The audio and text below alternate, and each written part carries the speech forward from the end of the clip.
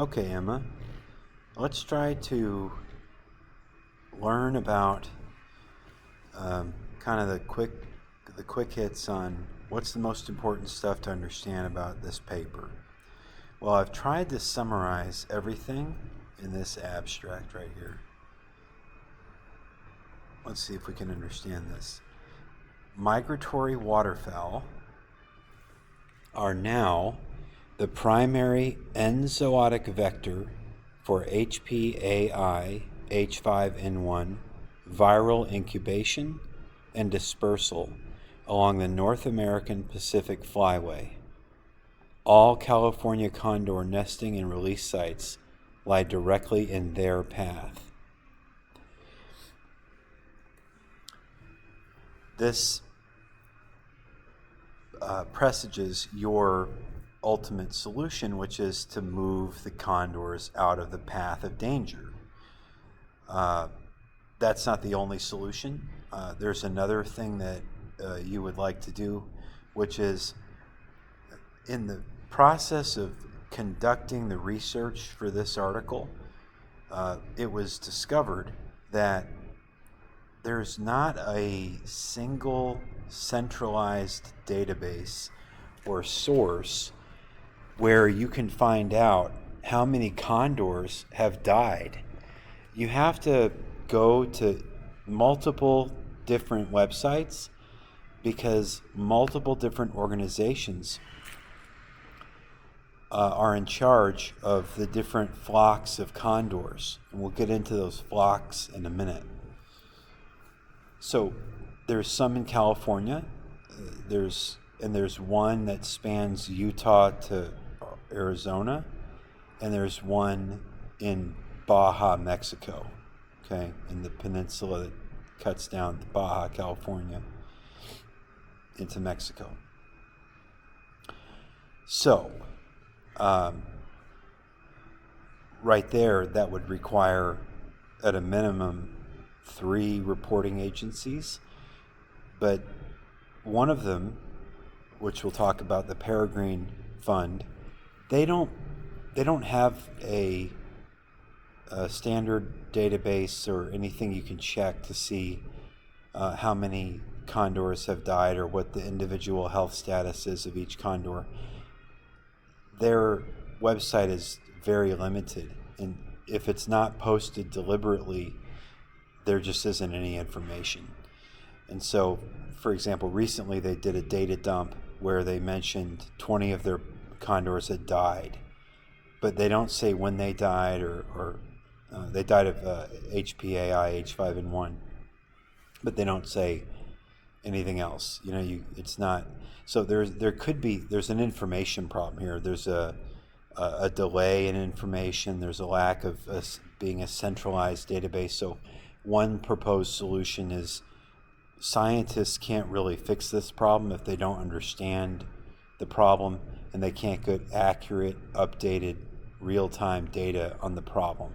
So that would be another sort of parallel solution to the physical relocation of the birds. Or another thing that's happening right now is there's a vaccination campaign going on to provide bird flu vaccines against a different strain of HPAI, H5N1. It's the older strain from 2015.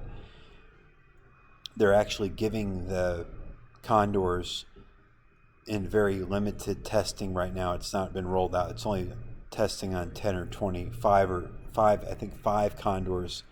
5 California condors have received the test vaccine in the Arizona flock. There's just not a lot of data. They're still testing it on black vultures and falcons and Andean condors down in Chile and Argentina. Okay, so now that you kind of understand the lay of the land, I want to make sure we understand the science. I don't know what that is. So some phraseology here. A/H5N1 refers to alpha influenza, which is on the kingdom, phylum, class, order, family, genus, species, subspecies, strain, clade, subclade, it goes on and on, So within the world of viruses, all of the influenza viruses lie within the kingdom called I can't say the whole word, but it's the only one that starts with ORTH, orth something. Anyway, that's the bird flu, basically, bird avian flu. It's the majority of influenza viruses are bird flus. All right, so that's alpha influenza. It's one word, alpha influenza. Underneath alpha influenza, you have H5. Well, you have H5. You have highly pathogenic alpha influenza. So that's a subtype. Highly pathogenic, HP, is stuck to AI, which doesn't stand for alpha influenza. It stands for avian influenza. So now you have this nomenclature problem where you need to put another A there. So it's alpha influenza, subtype, highly pathogenic avian influenza of the type that's alpha influenza. And underneath that, you have H5N1. So I want to talk a little bit about the H and the N.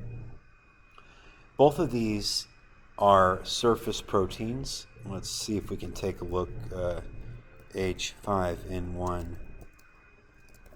See if we can take a look at the actual capsid. Okay, so here's this thing on the outside. Okay, that's the capsid.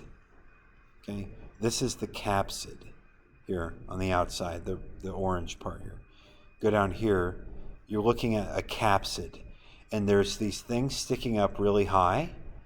And then there's some mushroom, cauliflower-looking things that are lower. The things sticking up really high on this image here, those are the H, which stands for hemagglutinin. And they are what, this thing is just, if it randomly bumps into a cell, these things sticking out far, these are proteins that are coded to attach themselves to cells, to animal cells, and then invade the host, invade the cell. So hemagglutinin proteins bind to the receptors on cells and get inside the cell. Once inside the cell, once it starts to bud new virus, the way it gets out of the cell is by using the N, which are these little cauliflower things, and that's called neuraminidase. Okay? So the H stands for hemagglutinin, and among birds, and bird flus, there are 16 different types of hemagglutinin. That's a protein. Okay, it's made up of amino acids, and it's coded in RNA. Okay, we'll get into that in a minute.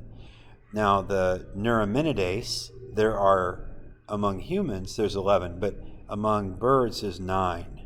So there's 9 neuraminidases. So you could theoretically see anything from 1 to 16 for the H, and you could see anything from 1 to 9 for the N. Now, let's just go over it again. H gets you into the cell, N gets you out of the cell.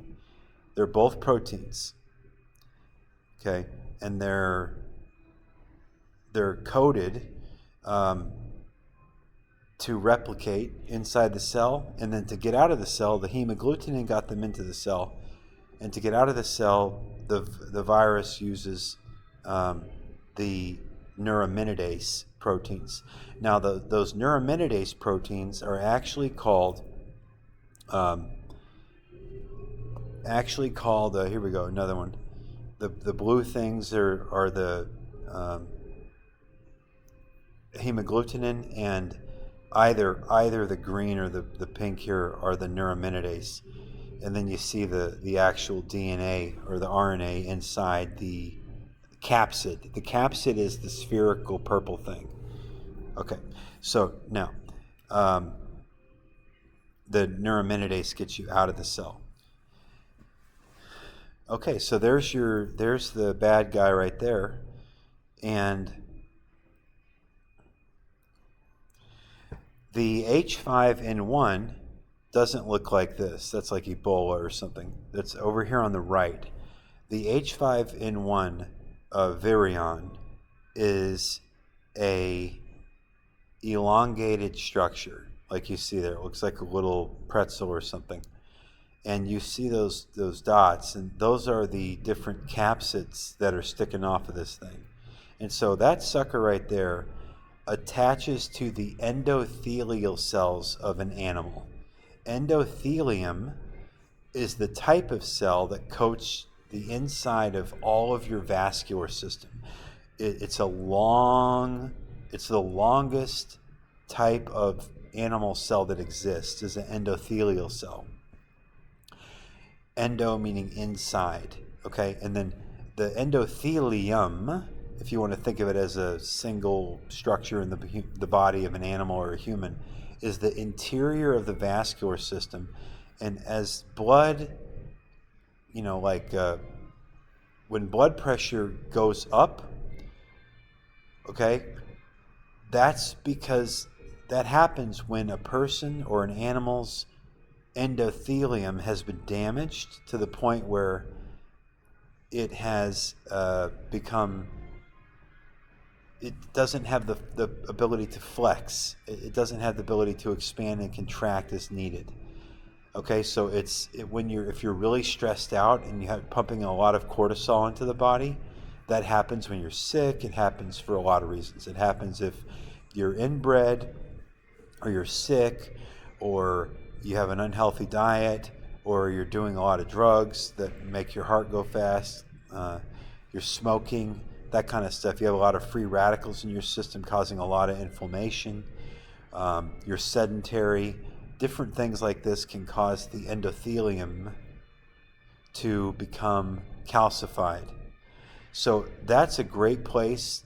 If it's not a healthy endothelial system, the H5N1 virus will just go to town inside that host. Now,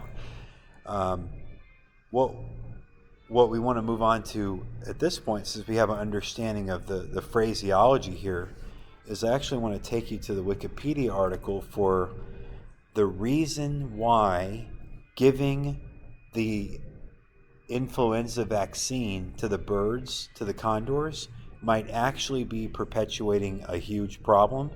Referred to, I want to zoom in here over where I'm typing, is called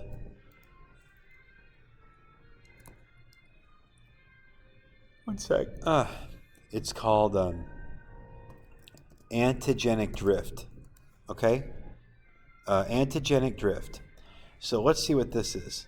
Antigenic drift is a kind of genetic variation arising from the accumulation of mutations in the virus genes that code for surface proteins. Okay, what would that be? What were those surface proteins again? Pause the video. Hemagglutinin and neuraminidase. Okay.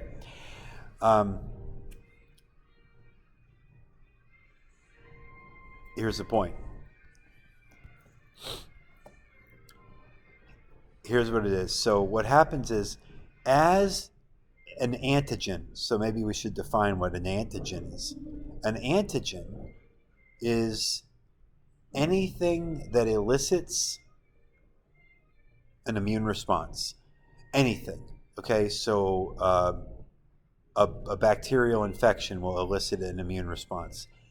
An autoimmune disorder would elicit an immune response. Cancer elicits an immune response, okay? Um, Inflammation elicits an immune response. Stress creates inflammation and an immune response. Okay, so the body will recognize that it's been infected, right? And it sends these antibodies to go go attack this thing. The problem is, in a strange way, the more antibodies you throw at this particular virus, I'm not talking about every virus, but this one in particular, it actually kind of amplifies the virulence, and it accelerates the mutation and evolution of this virus's ability to drift. What does that mean? It means that tomorrow's HPAI H5N1 is going to have supercharged hemagglutinin and supercharged neuraminidase that is coded to anticipate the action of these antibodies and either code so that the antibodies don't no longer recognize the virus, mutate yourself to the point where you're unrecognizable, or it will create some kind of defense against the antibody. This can happen very fast. For example, there is a study that was conducted on ferrets in Holland, okay, where the ferrets, there was one sick ferret, and the researcher took the nose of that sick ferret and put it up against the nose of a ferret that wasn't sick.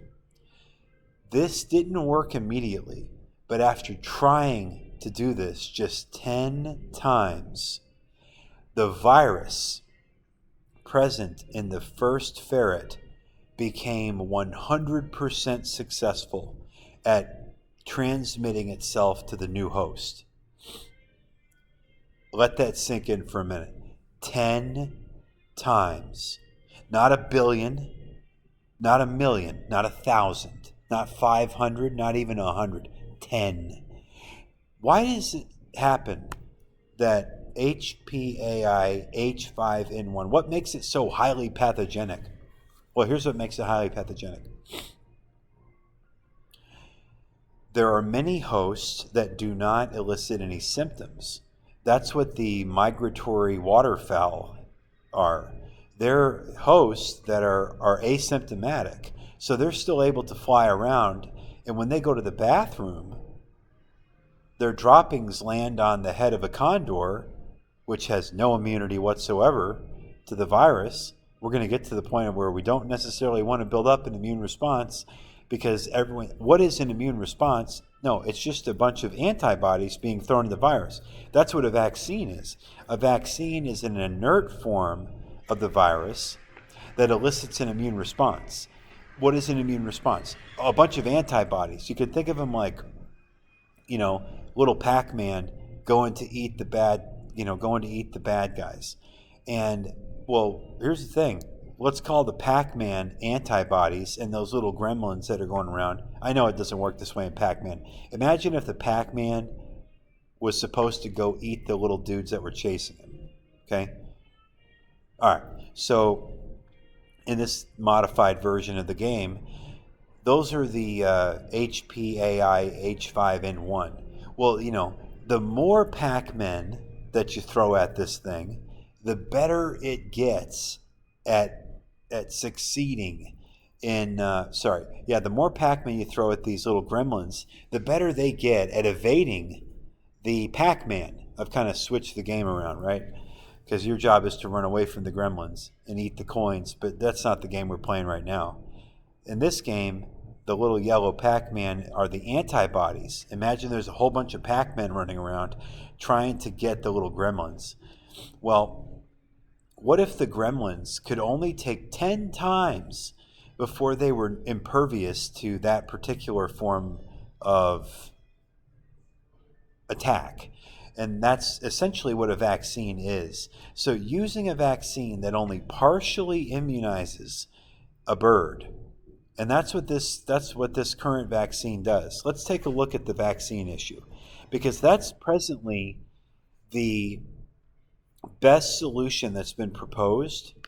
Bird flu vaccine authorized to save the California condors.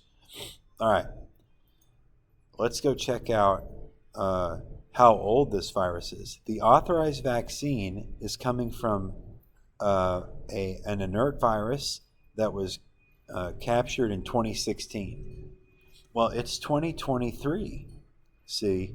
And the highly pathogenic form of the current strain of H5N1, we're not going to get into that, but there's hundreds of these mutations underneath the banner of HPAI, H5N1.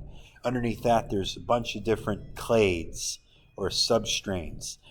And the one that's in America right now that's killed 100 million chickens and millions of wild birds and bees and all kinds of different ferrets and pigs and all kinds of stuff getting killed by this thing. Well, it is the problem with, and I was getting to this point earlier, the problem with this H5N1 thing is it is a reckless replicator. And what does that mean? That means that it doesn't error check when it is coding for budding new viruses when it's already invaded the host. Well, see, some viruses do error check, like DNA viruses error check. And but that's not what this is. This is a single-strand, negative sense RNA virus. And the scary thing about this thing is that it's so simple. It doesn't even check for errors. So there are always mutations.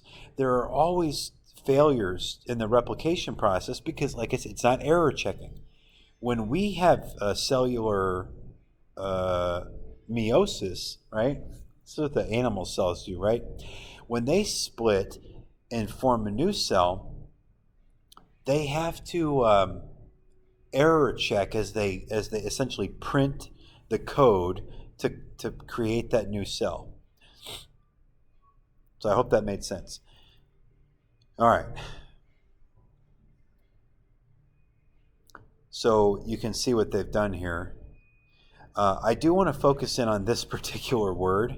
You're going to see this word a lot, biosecurity. Biosecurity means killing birds. All right, so now let's look at flocks.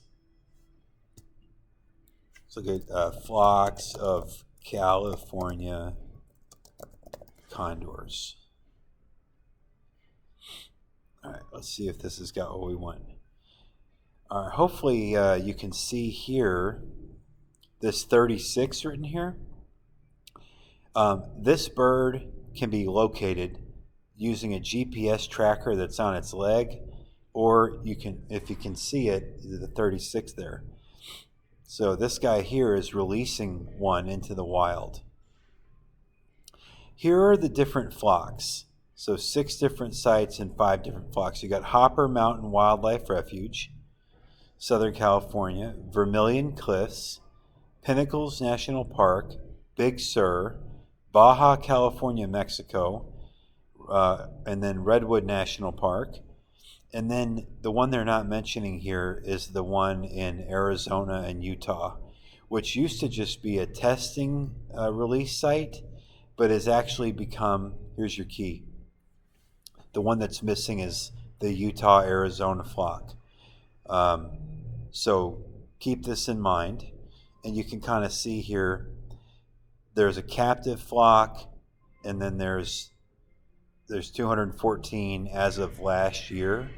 Since last year, if you add last year's deaths and this year's deaths, last year there were 22 birds that died or 21 birds that died, condors that died of HPAI, H5N1, the current one, the one that hit North America in 2022. in 2023, we're not even done with the year yet. It appears there's already been somewhere between 23 and 27, 22 and 27 dead birds. I'm not quite sure if the 22 number includes the 6 that were found dead in California and the 20 that are dead in Utah, Arizona. And I don't know if we have data from Mexico. So I've seen reporting that if you add it together, it would add up to be 27 dead birds. Let's just assume there's 27, because there probably will be by the end of the year. If you add those two numbers together, that's 21 plus 27. That's 48. That's 48 birds, and that's approximately 1/10 of the entire population of existing condors. See? I think it'll show the total over here. Total population 561. Okay, so just deplete that. Let's do it. This is some actual data science here. Let's take 48 divided by 561. 8.5% in 2 years. Okay, so let's cut that in half. Let's take this, and then we cut it in half again. We get the per year deal. Okay, 4.3. Let's round it up. Now, how long? Well, let's not do that analysis right now.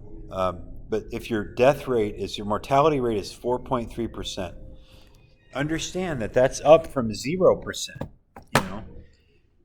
Prior to the highly pathogenic avian influenza hitting the condor population, the thing that killed the condors was lead poisoning from trophy hunters shooting, buck dead or a pig dead, and then the condor is a scavenger, right? It's waiting for the dead animals. It likes to eat dead animals, and so it's not a scavenger. It is it's the word for it eats carrion. It's like a hyena or a vulture. Can't remember it at the time. Anyway, this is. I think I've probably gone on long enough. The U.S. Fish and Wildlife Service and the U.S. Department of Agriculture and the two organizations that pretty much handle all of the releasing of, that'd be the San Diego Zoo. They have their program, and they have a few release sites. And then the Los Angeles Zoo, they have a program, they have release sites. And then the Peregrine Fund manages the Utah, Arizona flock, and they have that one release site. And then I don't know who manages the Baja California site. Okay, but that's in Mexico. It's called Baja California, Mexico. So I hope this gave you a good introduction to, this subject. And just remember that the issue is that, let's go back to that thesis to finish this off. All right, here we go.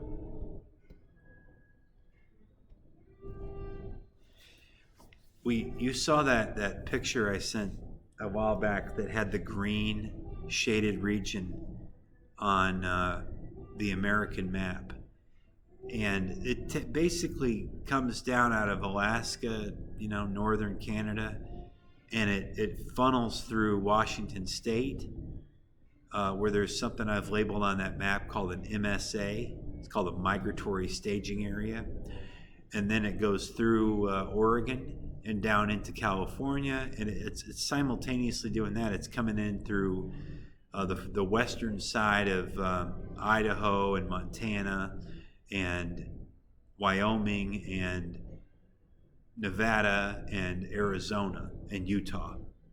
So it's clipping the western edges of those states as well. This is the Pacific Flyway. And this is where all these migratory waterfowl are coming from. Almost 100% of these migratory waterfowl are carrying the virus as a host. And when they go to the bathroom as they're flying overhead, and there are billions of birds that fly that Pacific Flyway. I said that right, billions. Well, you probably want to ask, like, well, what about the condor species that exist down in South America? Well, until recently, they weren't affected. Well, they're now dying of avian influenza, highly pathogenic. It's the same. It's the same thing that's killing them in North America, although it's already mutated down in South America. It's already learned how to kill the condors down in South America. So this, because it's so, like I said, it's a reckless replicator. It just doesn't care. It accidentally creates mutations. Remember, it's also a reassortant. So not only does it not care as a replicator, but it will just trade out its that long strand you saw. It's a single strand. It can kick sections off like sausage links and switch out with another virus, and that's called reassortment. And so the fact that it can do both of those things, it can do antigenic drift and reassorting, and it doesn't. So those three things, it has antigenic drift and reassorting, and it also is a reckless replicator, so it doesn't care. It doesn't error check and error correct when it codes for new virus. It creates Frankenstein virus all the time, and it's so adaptable that it only, if it gets a huge immune response, maybe that will work and save one bird. But by the 10th bird, that immune response from that particular vaccine no longer works. And so I'm proposing that we not vaccinate the birds, because you're giving a huge dump of this old, partially, it's like a cousin of the current virus at this point. So that's a problem.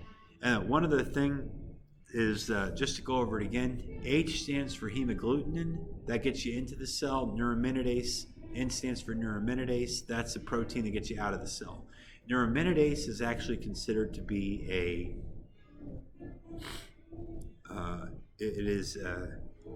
it's a type of protein that accelerates the metabolic process. It catalyzes the metabolic process, and so it's a little bit different than the hemagglutinin. But other than that, we don't really need to get into all that. I think if you listen to this, and it would probably help to show you the Pacific Flyway.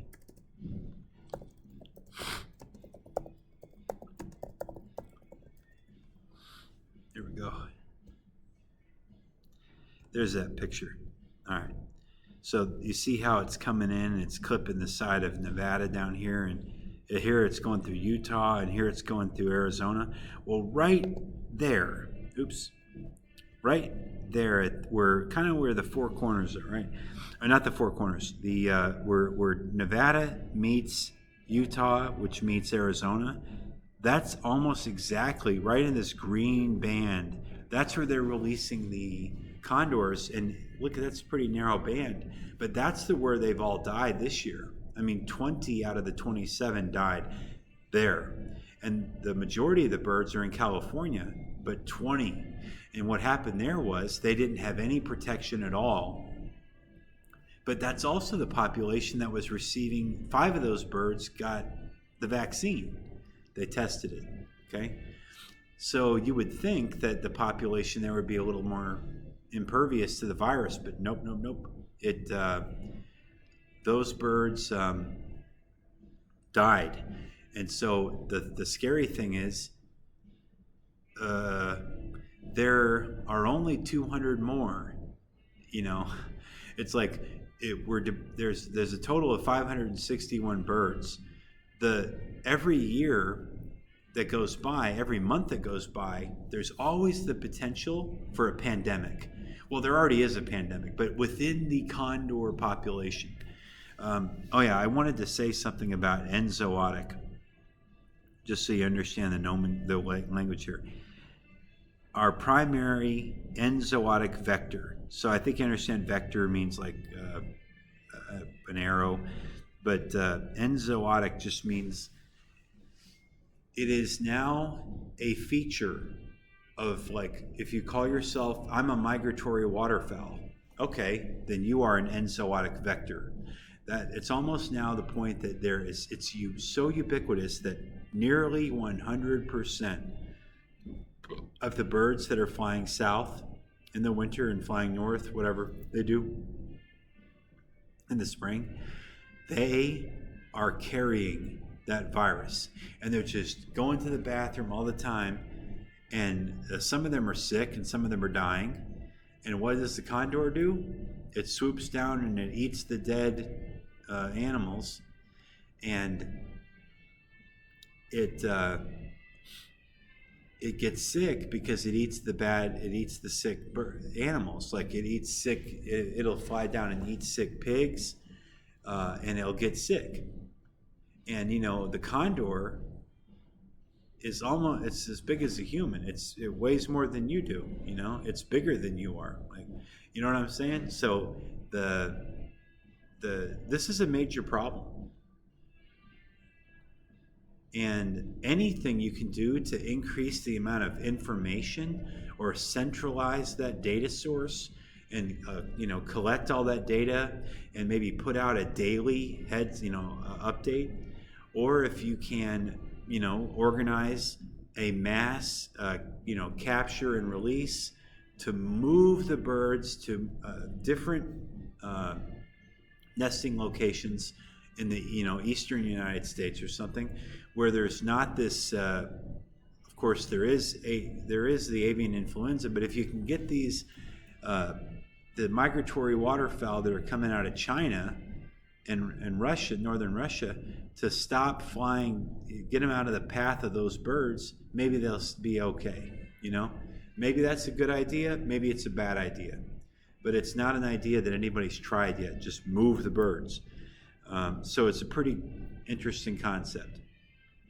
I wanted to tell you before I stop this, the egg replacement concept was a good idea because you thought of it all by yourself, but it's already something they do as a practice. They all go take the eggs so they cause them to lay another egg. So it's really cool that you thought that up because you didn't know that they already did that. It shows that you have good instincts, but they already do that. So that can't be your solution because they already do it 100% of the time. They go take the egg. So anyway, I hope this was helpful and not too long and not boring or anything. I'm sure it is because I haven't slept in 72 hours. I have no idea what I'm talking about. But this is my attempt to convey to you as much wisdom as I can in these videos, just in the hopes that some of this stuff sinks in. And I encourage you to do your own research, and I'll help you out any way you need, Emma, okay? Make sure you understand everything, so you not only sound like you know what you're talking about if you talk to Katie Hammond, or you talk to Candace and she starts asking you questions, but that you actually know what you're talking about. You see how I'm kind of getting to the point where I can speak with a little bit of fluidity in kind of the language of highly pathogenic avian influenza. There's a lot of stuff I haven't said out loud because it would make this video 5 hours long. I've just been more or less, and you can't do this because you're going to school, I've been more or less just saturating myself in these vocabulary terms, and you don't have to do that. I can get you prepared for any discussion, and I want you to be up front and tell them that you have I'm listed on the paper, right? This is why I did this. So you're listed as the lead researcher and the author, and I'm listed as the research advisor. They understand that I'm your teacher. And so you can always blame it on me. So if there's something that's in the paper or that's been referred to that you don't fully understand, just say, well, maybe we should get my teacher on the phone because he's really helping me with this, and I'm trying to keep up with him. You can to the extent that you want to do that, you can always just say, hey, let's pull Morelli into the discussion. Just say, we're collaborating. So anyway, hope this was helpful, and thanks.